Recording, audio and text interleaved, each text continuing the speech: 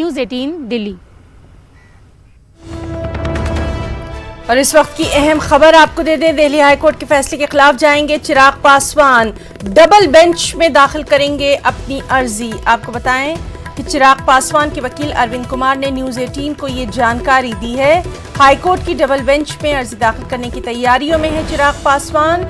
इससे पहले हाईकोर्ट ने चिराग पासवान की अर्जी को खारिज कर दिया था।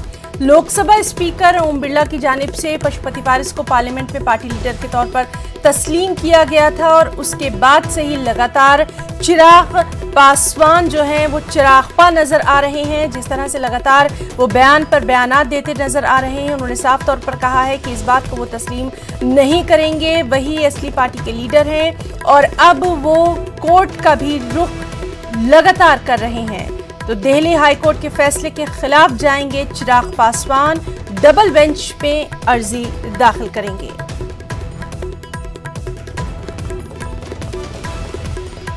लोकसभा स्पीकर ओम बिरला की जानिब से पशुपति पारस को पार्लियामेंट में पार्टी लीडर के तौर पर तस्लीम किया गया था। उसी के बाद से लगातार चिराग पासवान इस बात को मान नहीं रहे। उनका कहना है कि वही पार्टी लीडर हैं, उन्हीं की जो पार्टी है, तमाम लोग पार्टी के उनके साथ हैं और इस पर लगातार वो दिल्ली से लेकर बिहार तक के दौरे भी कर रहे हैं, बयानात भी दे रहे हैं।